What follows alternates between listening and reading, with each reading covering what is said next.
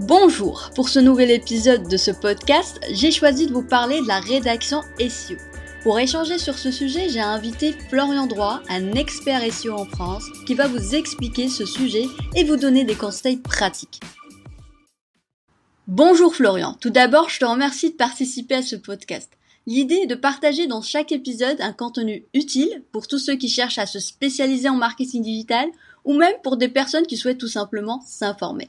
Sur cet échange, nous allons parler de la rédaction contenu web SEO. Pour commencer, pourrais-tu te présenter ? Salut Yasmina, écoute, pas de problème, merci pour l'invitation d'abord. Pour me présenter brièvement, je m'appelle Florian, j'habite à Varsovie en Pologne. Je suis rédacteur web SEO depuis maintenant 2 ans. J'ai commencé en freelance à la base, puis maintenant je suis salarié dans une entreprise qui s'appelle Bold. Pour la petite histoire, ça aurait été une suite d'événements plus logiques à mes yeux d'avoir le parcours inverse. Commencer en tant que salarié, puis me lancer en freelance, car sur mon poste actuel, j'ai la chance d'échanger tous les jours avec des SEO spécialistes, de me former en interne et d'avoir accès à tous les logiciels SEO dont j'ai besoin. Donc maintenant, c'est vrai que je suis aussi amené à travailler sur des projets en SEO, donc pas que de la rédaction web pour le coup. C'est d'ailleurs mon projet de carrière, de passer dans le camp des SEO spécialistes, bien que les deux professions soient complémentaires.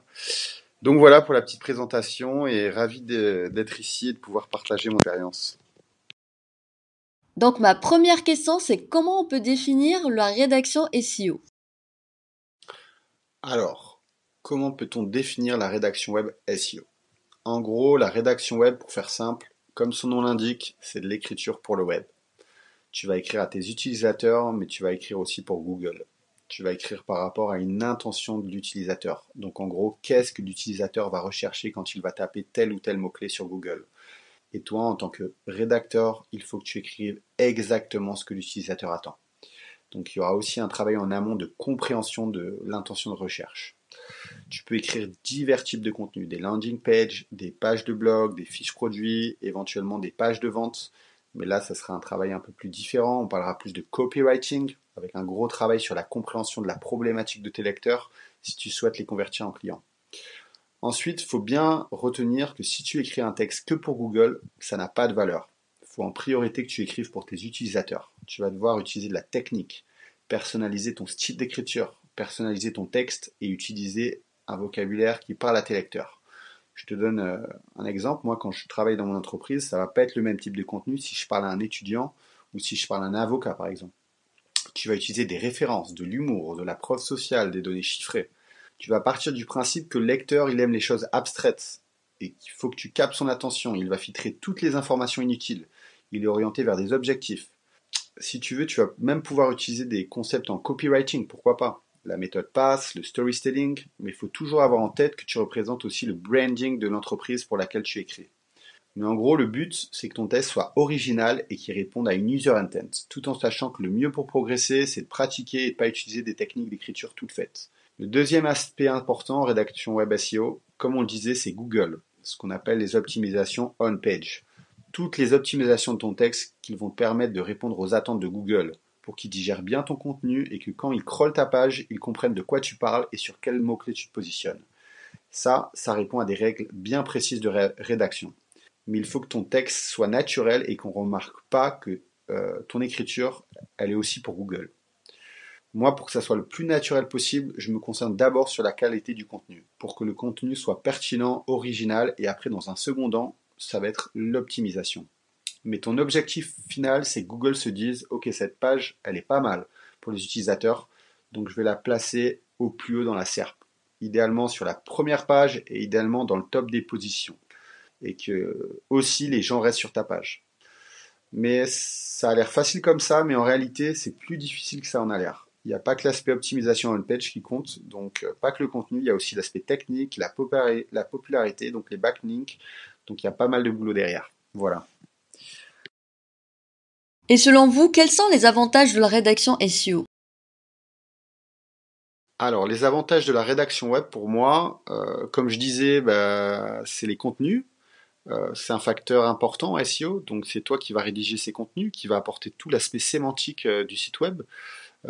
Au-delà du SEO, c'est que l'utilisateur va te lire, donc tu vas représenter aussi l'image que renvoie le site web auprès des lecteurs par rapport à la qualité de tes contenus. C'est la guerre quand même hein, sur la SERP, sur certaines requêtes. Donc si tu fais un contenu banal, sans saveur, juste pour Google, sans travailler le sujet en profondeur, bah, tu peux être sûr que sur Google Analytics, tu vas voir que le lecteur il reste seulement 10 secondes sur ton article. Donc c'est après, par rapport à la profondeur de l'article, c'est à prendre avec des pincettes, hein, parce que ça dépend toujours de l'intention de recherche. Si tu réponds à un sujet en 5 lignes et que ça suffit, bah, ton texte, il est très bien. Euh, Dernier point, je pense que voilà l'avantage de la rédaction web, c'est vraiment d'apporter de la peps aux articles d'un site web et de faire vivre les contenus du site. C'est d'autant plus important depuis l'émergence des intelligences artificielles. Il faut vraiment apporter une valeur ajoutée à ton style d'écriture, sinon bah, une intelligence artificielle, elle va faire tout le boulot à ta place. Et comment vient l'idée d'un article? Quelles sont les étapes justement pour arriver à trouver une idée? Alors, comment vient l'idée d'un article? Alors déjà, il va y avoir un travail en amont hein, de recherche, d'analyse, un travail qui est effectué par un SEO spécialiste, mais le rédacteur web peut éventuellement être amené à aider sur certaines tâches. Donc ça va être de la recherche de mots-clés, le SEO spécialiste va vouloir peut-être réoptimiser une page parce qu'il y a de la cannibalisation ou parce qu'on a perdu beaucoup de clics sur une requête et on pense que ça vient du contenu, ou juste faire de la création de contenu parce qu'il a trouvé une opportunité. Donc l'idée de création de la page, elle vient de là. Il faut bien comprendre que ce n'est pas le rédacteur web qui se dit ah ben tiens, moi j'aimerais bien écrire sur un sujet parce que j'aime bien écrire sur cette thématique. Non, c'est des données chiffrées qui vont définir le topic, qui vont définir sur quel mot-clé on va se positionner et lequel a le plus de potentiel de nous apporter du trafic. Donc une fois que l'idée de l'article est définie, là il y a un travail d'analyse hein, de la concurrence, savoir comment il se positionne sur cette requête, l'intention de recherche, sous quel angle pardon, ils abordent le contenu, quelle est la longueur de leur texte. Voilà, donc ça va être vraiment le travail qui va être fait avant que l'idée émerge. Alors, une fois que l'idée de l'article a été établie, il va y avoir un document qui va être créé qu'on appelle le Content Brief. Donc en gros, ça va être ta feuille de route en tant que rédacteur web. Tu vas avoir tous les mots-clés à cibler, ton mot-clé principal, tes mots-clés secondaires, l'angle à adopter sur la rédaction de cet article, l'analyse de la compétition, quel est aussi l'objectif de cet article en termes de performance. Donc là, maintenant, c'est à toi de jouer. Tu as toutes les clés en main pour rédiger ton article. Donc après, vient l'étape de l'écriture. Moi, comment je procède? Bah déjà, je fais toute la structure de l'article. Donc je vais rédiger mes titres, mes sous-titres, ce qu'on appelle les H1, H2, H3. J'écris en général déjà mon accroche, enfin l'introduction, la conclusion. Comme ça me donne vraiment une idée de quelle idée doit renvoyer cet article au lecteur. Après, je fais un premier jet. J'écris tout ce qui me passe par la tête, toutes mes idées. Après, ensuite, je vais enlever toutes les répétitions, toutes les phrases qui n'ont pas de saveur.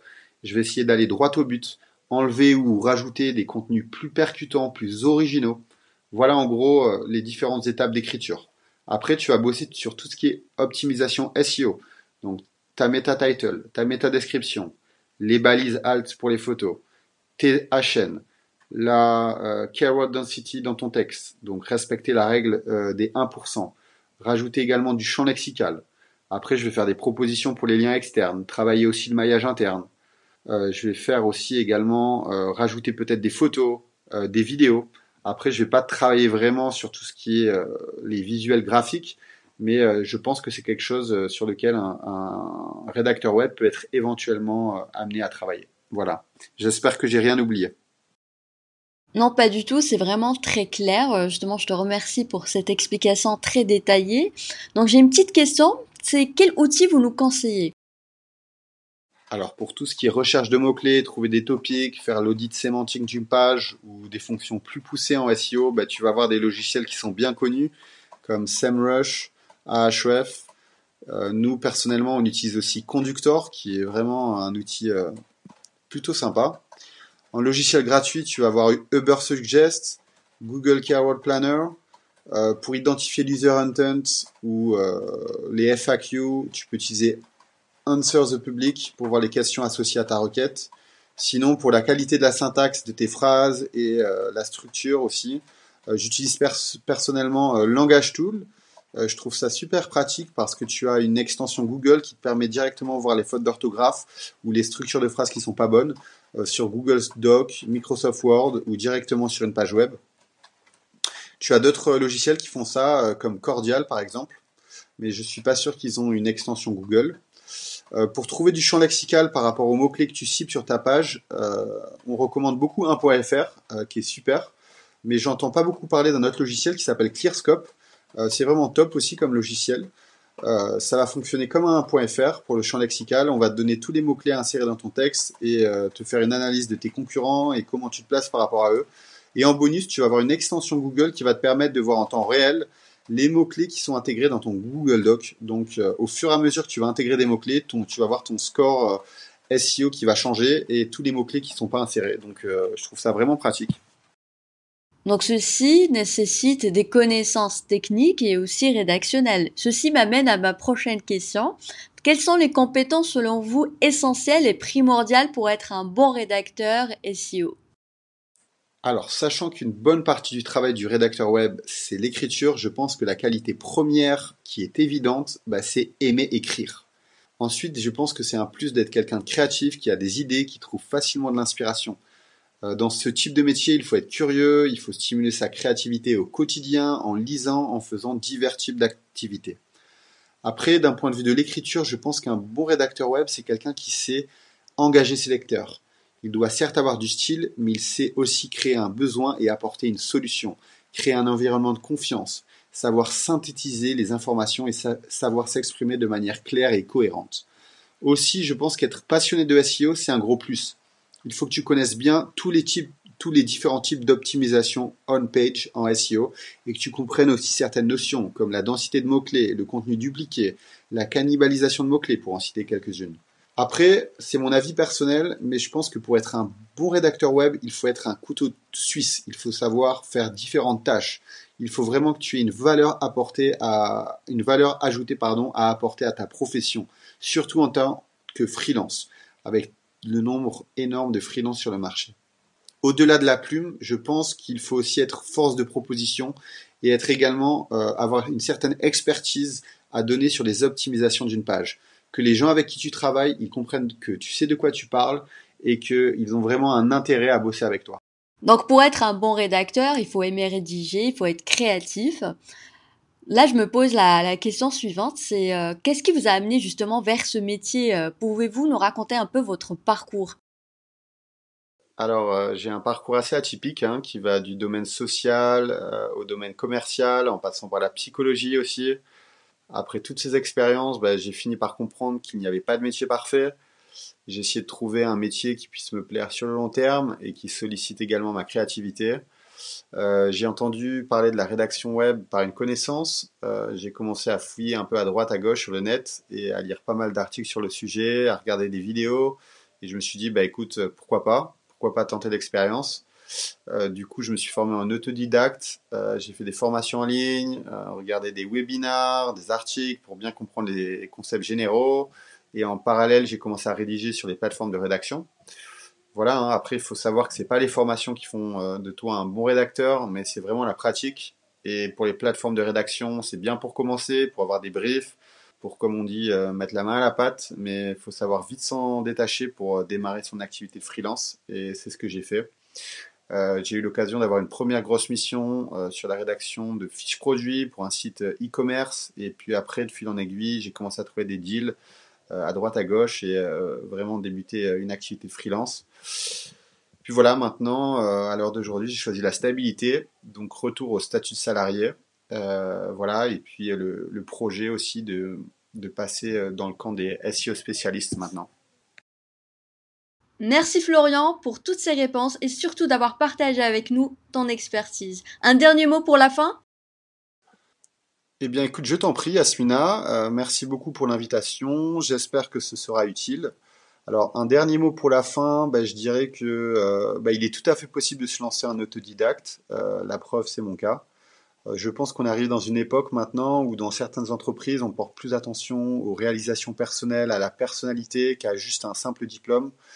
Donc voilà, je pense que ce qui fait vraiment la réussite maintenant, c'est la motivation et la détermination au-delà d'un simple diplôme, bien qu'il faut un minimum de connaissances pour comprendre l'environnement dans lequel tu travailles. Donc voilà, Google est ton ami, tu as toutes les réponses à tes incertitudes sur le net, à travers des webinars, des formations en ligne, des articles, il y a vraiment de quoi faire pour se former. Et voilà, faut savoir également s'entourer. Voilà pour la petite touche personnelle et une très bonne journée à toi Yasmina et merci encore. Et enfin, pourrais-tu nous indiquer où on peut te contacter justement pour faire appel à ton expertise? Alors pour me contacter, vous pouvez m'envoyer un message directement sur LinkedIn, sur mon profil Florian Droit. Je serai ravi de pouvoir échanger avec des personnes qui sont spécialisées dans le même domaine que moi, ou éventuellement des personnes qui souhaitent se lancer dans la rédaction web et qui ont certaines questions à poser. Je serai ravi d'y répondre. Voilà tout. Et voilà, c'est la fin de ce podcast. J'espère que vous avez aimé ce contenu que j'ai trouvé très intéressant. Merci encore à Florian de partager avec nous son expertise. Je vous dis à très bientôt pour le prochain épisode avec mon prochain invité. À très vite.